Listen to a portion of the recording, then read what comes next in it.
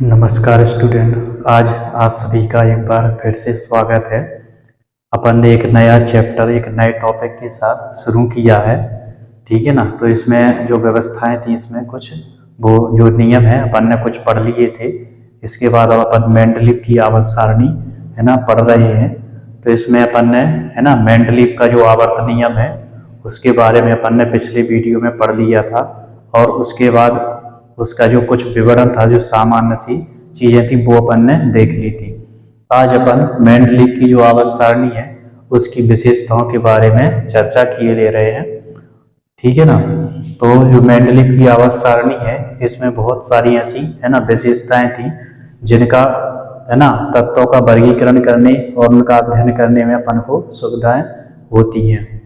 और इसके बाद अपन फिर इसमें जो दोष होते हैं या दोष इसमें पाए गए हैं वो भी अपन इसका भी अध्ययन करेंगे।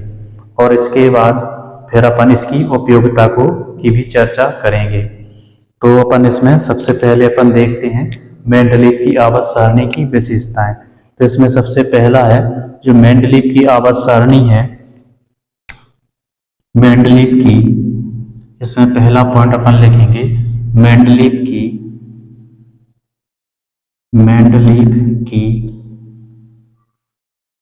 आवर्त सारणी। मेंडलीव की आवर्त सारणी मेंडलीव की आवर्त सारणी परमाणु द्रव्यमानों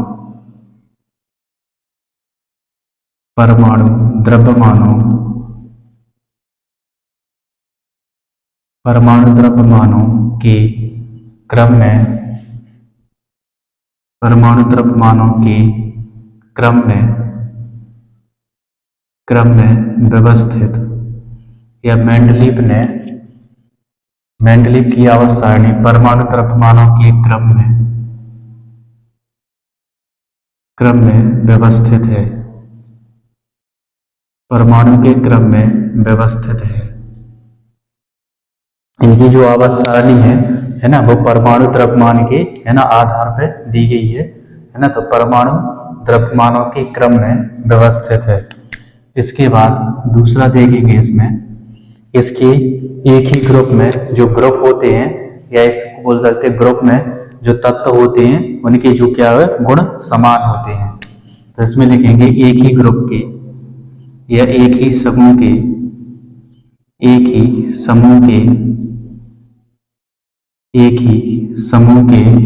सभी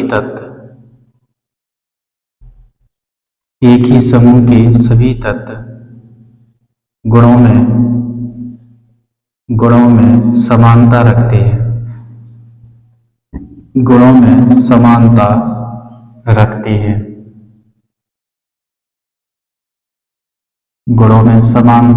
रखते हैं। इसके बाद तीसरा पॉइंट हो जाता है आवर्त और समूह में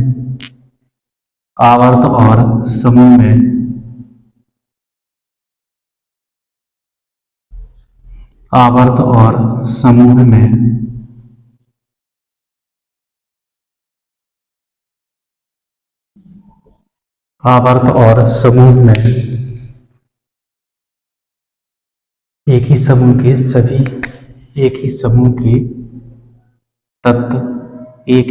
के तत्व गुणों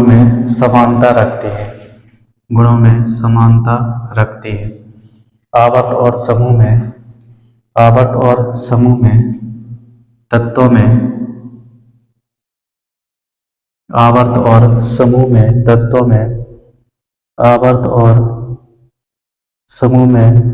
तत्वों के गुणों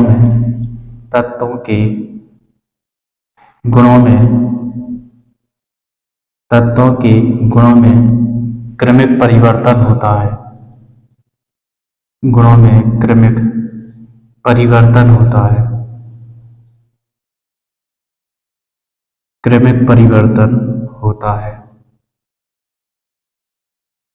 क्रमिक परिवर्तन होता है। इसके बाद चौथा पॉइंट है तत्व अपने गुणों में आवर्तता दर्शाते हैं। तत्व अपने गुणों में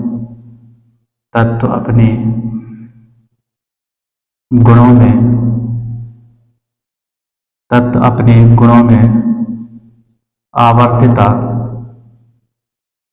तत् अपने गुणों में आवर्तता दर्शाते हैं, तत् अपने गुणों में आवर्तता दर्शाते हैं। इसके बाद इसकी जो नेक्स्ट विशेषता हो जाएगी कि आवर्त तालिका में रिक्त स्थान, इनकी जो आवर्त तालिका है, ठीक है ना, इन्होंने अपनी आवर्त तालिका में कुछ रिक्त स्थान छोड़ दिए थे। इन्होंने अपनी आवर्त तालिका में, अपनी आवर्त तालिका में या आवर्त सारणी में, अपनी आवर्त सारणी में, आवर्त सारणी में कुछ रिक्त स्थान, कुछ रिक्त स्थान भविष्य में खोजे जाने वाले, भविष्य में खोजे जाने वाले,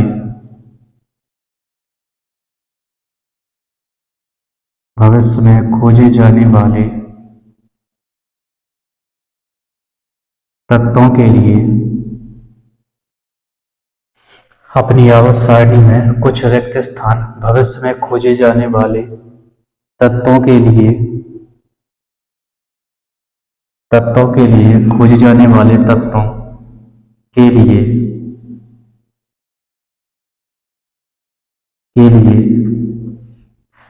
छोड़ दिए थे, छोड़ दिए थे। ठीक है ना, तो उनको पता था कि भविष्य में इस प्रकार के जो तत्व है वो खोजे जाएंगे, है ना, इसलिए उन्होंने अपनी आवर्त सारणी में उनको रिक्त छोड़ दिया था। फिलहाल आज तो उसको भर दिया गया, आज उनकी खोज हो गई तो उनको भर दिया गया, लेकिन उन्होंने अपनी आवर्त सारणी में उनको, है ना, खाली छोड़ दिया था, क्योंकि उनको पता था कि भविष्य में इस प्रकार के तत्व खोजे जाएंगे। इसके अलावा इनकी आवर्त सारणी में जो शून्य समूह है, उन्होंने शून्य समूह या समूह के लिए उन्होंने कोई स्थान नहीं दिया था, लेकिन अभी क्या है, अब उसको, है ना, लास्ट ग्रुप में, लास्ट में उसको जोड़ दिया गया है। ठीक है, तो इस तरीके इसकी कुछ विशेषताएं थी। अब इसके बाद इसमें जो कुछ दोष हैं, है ना, उन दोष को भी अपन कवर किए ले रहे, और उसके बाद फिर अपन इनकी, है ना, उपयोगिता देखेंगे। तो इनकी जो, है ना, आवर्त सारणी है मेंडले की, ये विशेषताएं हो गई। इसके बाद इसमें दोष,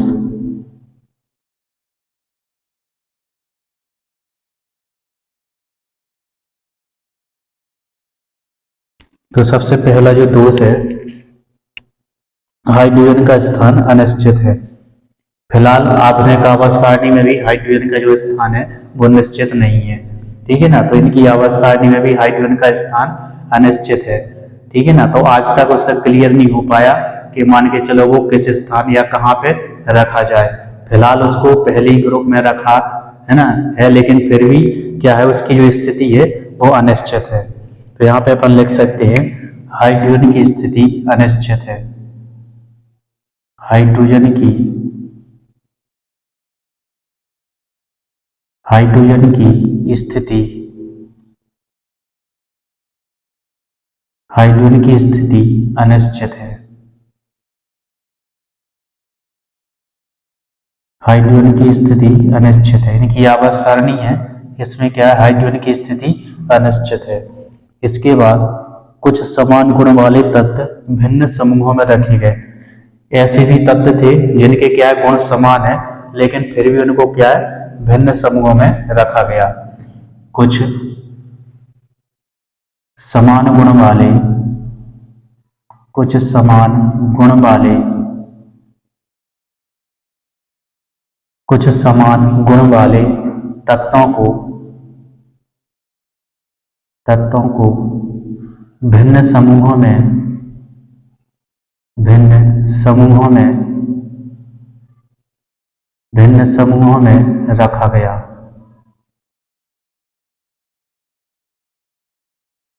कुछ ऐसे भी तत्व थे जिनके गुण समान थे, लेकिन उनको क्या है, एक भिन्न समूह में रखा गया। इसके बाद अगली जो कमी है इसमें वो थी असमान गुण वाले कुछ तत्वों को एक ही समूह में रखा गया। कुछ ऐसे भी तत्व थे असमान गुणों वाले, असमान गुणों वाले, असमान गुणों वाले तत्वों को भिन्न समूह में असमान गुण वाले तत्वों को एक ही समूह में रखा गया है। कुछ तत्व ऐसे थे भी जिनके जो गुण हैं वो असमान, एक दूसरे से मेल नहीं खाते हैं, फिर भी उनको क्या है एक ही समूह में रख दिया था उन्होंने। समस्थानकों के लिए आवर्त सारणी में स्थान उपलब्ध नहीं है। तो जो समस्थानिक हैं, ठीक है ना, उनके लिए कोई स्थान नहीं है। तो इसमें अगला लिख सकते हैं पर समस्थानकों के लिए समस्थानकों के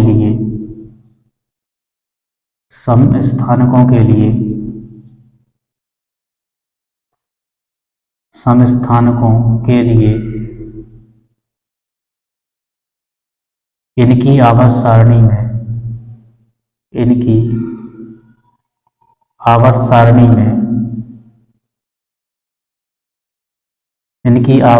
में कोई स्थान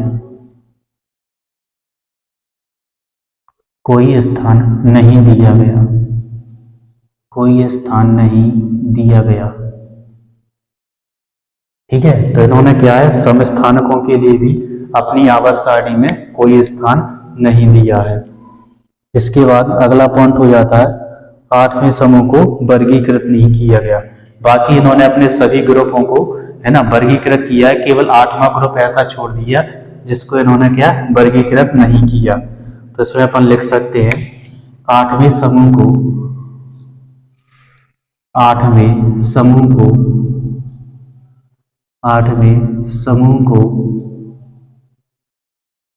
वर्गीकृत नहीं किया गया।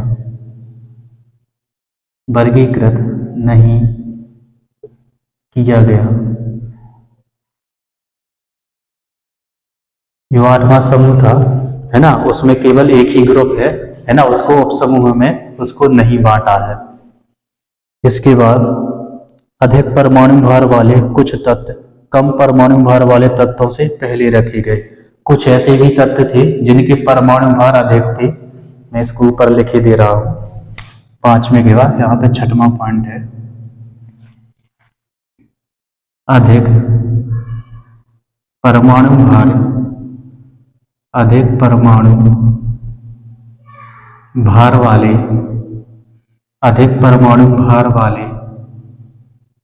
भार वाले तत्वों को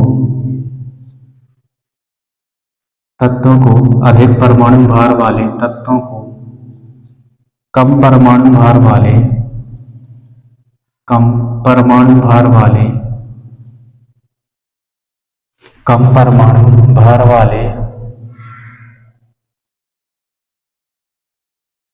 भार वाले तत्वों से पहले रखा गया।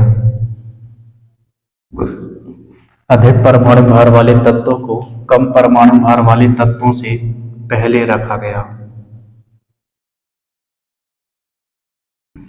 ठीक है ना, तो कुछ ऐसे भी थे जबकि इनने अपनी आवर्त सारणी है ना बढ़ते हुए परमाणु भारों के क्रम में रखी थी, लेकिन कहीं कहीं पे ऐसी स्थिति भी बनी है कि जिसमें उन्होंने अधिक परमाणु भार वाले तत्वों को पहले रख दिया और उसके बाद है ना कम परमाणु भार वाले तत्वों को इन्होंने रखा था।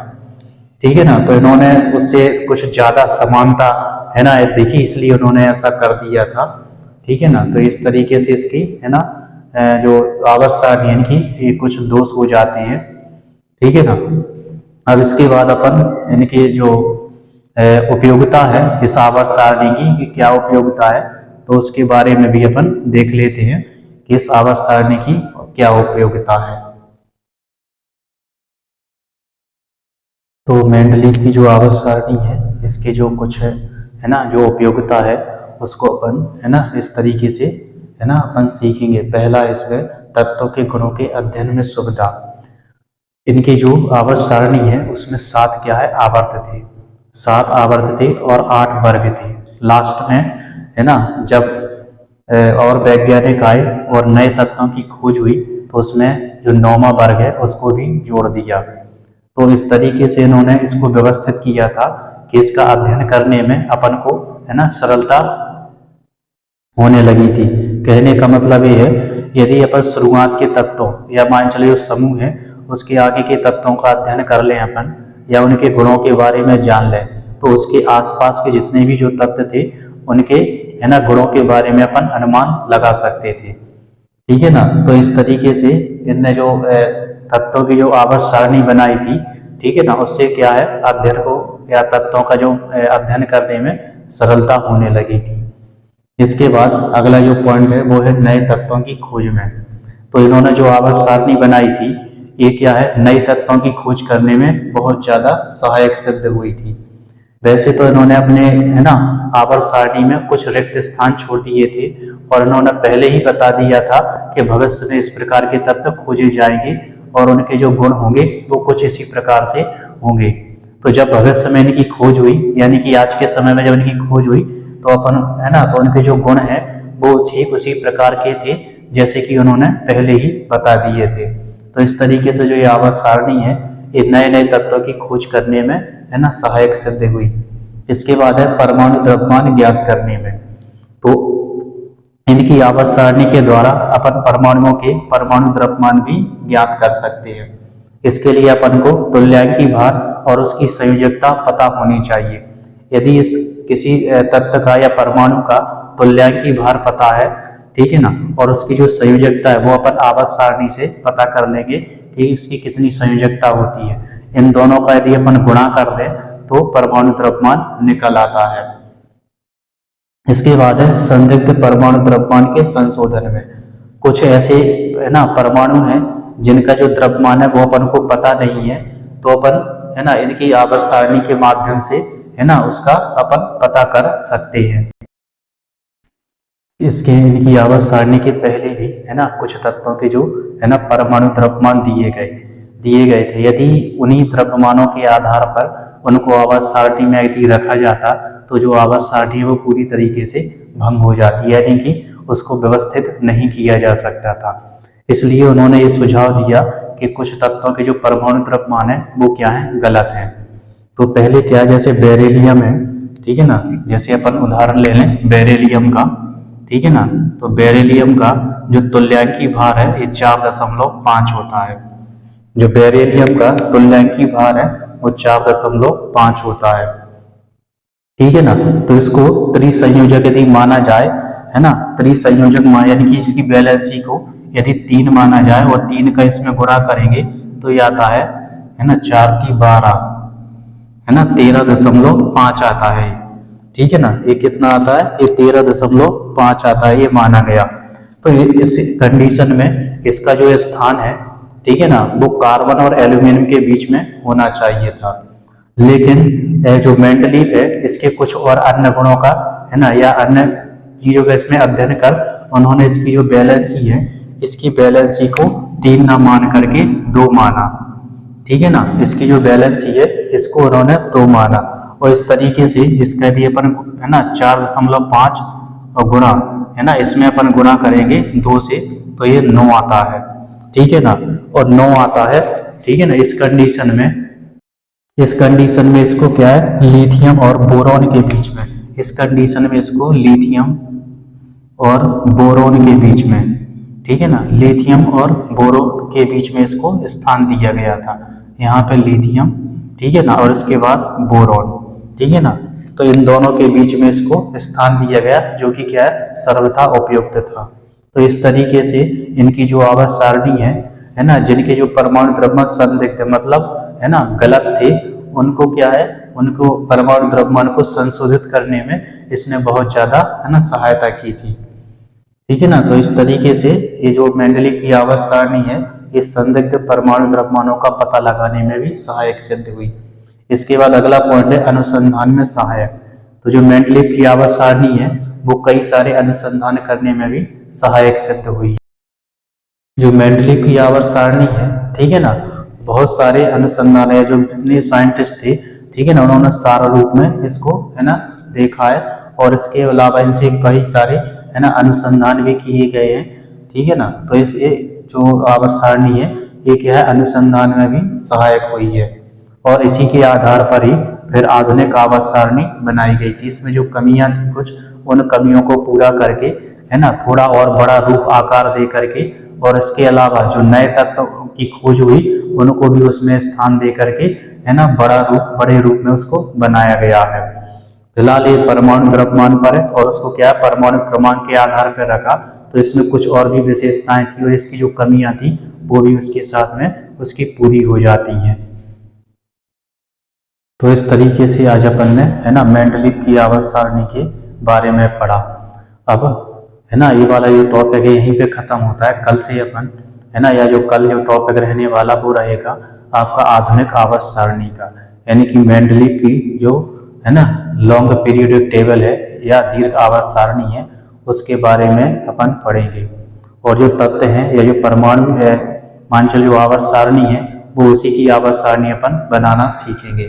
बाकी मेंडलीव की आवर्त सारणी में अपन को केवल इतना ही पढ़ना होता है, ठीक है ना। और उसमें कुछ ध्यान रखने योग्य चीजें भी हैं, और तत्वों का जो सही तरीके से वर्गीकरण का जो प्रयास है वो मेंडलीव ने ही किया था, ठीक है ना। तो आवर्त सारणी, है ना, भले ही मोसले की चलती है, लेकिन जो खोज करता है या जो इसको व्यवस्थित करने का जो तरीका है, जो नियम है, वो उनको, है ना, मेंडलीव को ही दिया जाता है, ठीक है ना। तो कल अपन जो वीडियो कल अपन जो पढ़ेंगे, है ना, क्लास में, तो वो अपन मेंडलीव की आवर्त सारणी अपन ने पूरे कंप्लीट कर लिया है। तो उसके बाद अपन, है ना, मोसले की जो दीर्घ आवर्त सारणी है उसके बारे में अपन पढ़ेंगे। तो आज तक की इस क्लास में बस इतना ही। इसी तरीके से हंसते रहिए, खेलते रहिए, मुस्कुराते रहिए और पढ़ते रहिए। और वीडियो यदि अच्छा लगे तो अपने दोस्तों के साथ जरूर शेयर कीजिए। नमस्कार।